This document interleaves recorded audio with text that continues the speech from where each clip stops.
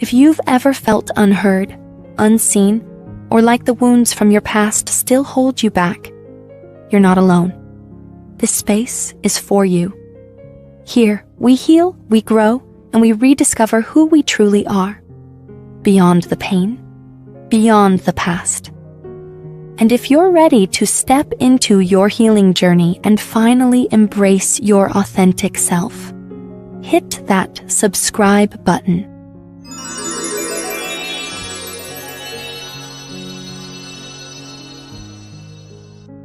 What is it about this culture that makes so many of us unhappy, unkind to others, frustrated, alienated from ourselves? There's one idea of human nature, which is what this culture promotes. Is that human beings are by nature selfish, competitive,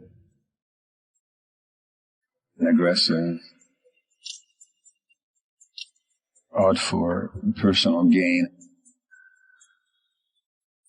Now, there's another view of human nature, which is that there is no human nature. That it's just an empty slate on which you can write anything you want. There was this idea of you kids, you can just program into anything by behavioral programming.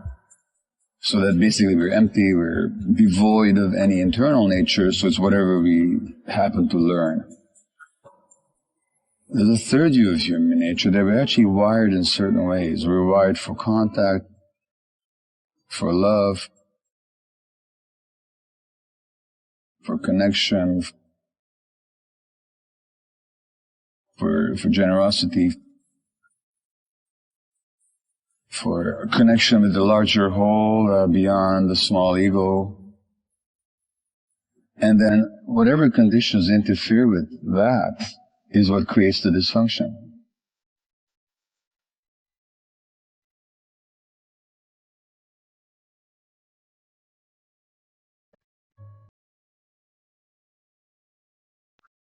From that point of view, if you have a society that promotes selfishness, that promotes competition, that promotes aggression, and that promotes people feeling dissatisfied with what they have, that always says that people are only worth what they produce or what they own, or it's only matter that matters, it's materialistic, so that our form, whether you're pretty or handsome or toned or flabby, defines who you are. Well, if there's a human nature that's quite contrary to that, then creating a society that goes against human nature is what creates the suffering. So I would say that what creates the suffering is that we live in a completely unnatural society. It actually tramples on what it means to be a human being, and that's the essence of suffering.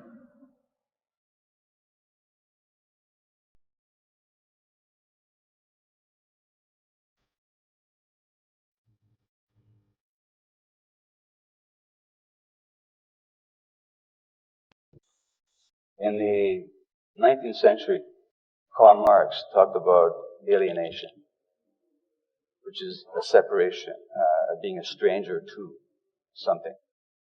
And you're an alien to something. And Marx said there were four alienations in this culture.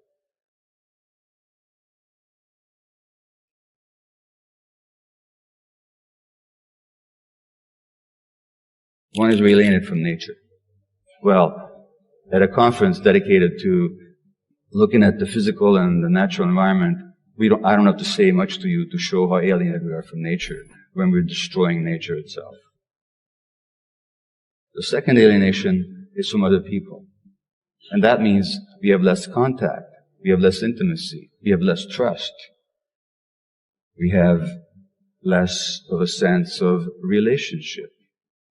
And that, of course, as I've shown you, leads to increased propensity to illness, physical and mental. We're alienated from our work. A lot of people no longer do work that has any meaning to them. And that means that, and since human beings are productive creatures, we really are created in the image of God. We're meant to create. When we do work that's not creative, that doesn't reflect who we are, that imposes depression, anxiety, sense of meaninglessness. And when we have a sense of meaninglessness, we'll want to substitute that sense of meaninglessness or that sense of meaning that we've lost by all kinds of other activities. And then we get all hung up on how we look, or how people feel about us, what we can obtain, what we can possess, what successes we can achieve. In other words, all the false substitutes which cannot possibly compensate us for the lack of genuine meaning.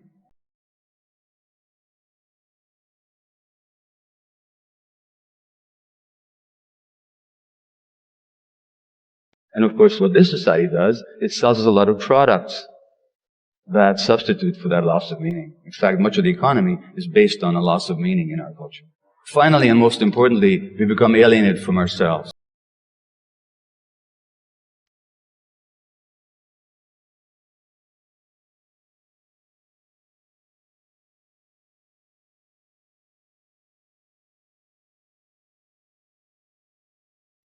Let me ask you a question here, and I'm going to ask for a show of hands. How many of you had the following experience? That you had a powerful gut feeling about something, you didn't pay attention to it, and you were sorry afterwards? Please put your hand up if you have. Okay? I think the ayes have it. If I asked you the obverse question, as to how many people have had a powerful gut feeling, you ignored it, and you were glad about it afterwards, how many would not put your hand up? Well, I'm not sure. I'm seeing very few hands here. Well, that means to say, now you know what you're telling me? You're telling me that at some point in your childhood, you got separated from yourself. Because no infant is born without gut feelings. Infants are totally connected to their gut feelings. Have you ever met a 2-day-old who didn't know how to express their gut feelings? And that means that in this culture, something very powerful happens to alienate you from your true self because the world couldn't stand who you really were. And your parents were too stressed themselves to honor and recognize who you really were. Just as a parent, I did that to my kids without meaning to. And then we become alienated from ourselves. We shut down our gut feelings. And our gut feelings are not luxuries, you know. They tell us what is right and what is wrong. They tell us what is dangerous and what is friendly. They tell us what is safe and what is dangerous. And they tell us what is true and what is false. So when we're alienated from our gut feelings, we no longer have a sense of reality, no longer have a sense of truth.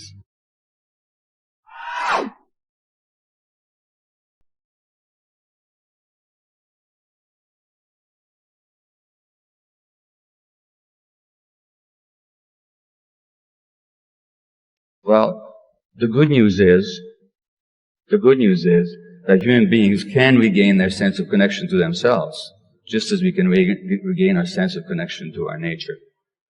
And empathy, which is a genuine human quality, is in us. We're actually wired for empathy. Even rats are wired for empathy. When you stress rats in the laboratory by shocking their feet with electricity, they're more stressed watching other rats being shocked than when they're shocked themselves. Their stress hormone levels are higher.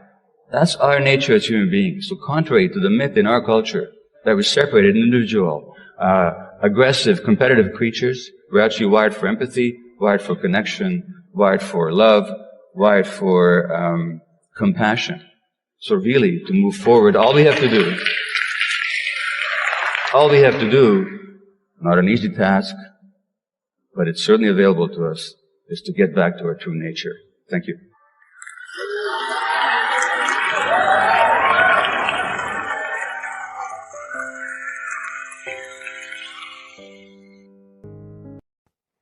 Healing takes time, and you don't have to do it alone. If this message resonated with you, know that your journey matters. Be gentle with yourself. Keep exploring and surround yourself with support. If you haven't yet, subscribe and join this community. We're in this together. And before you go, comment, "I am healing to affirm your growth. You are seen. You are valued, and you are not alone."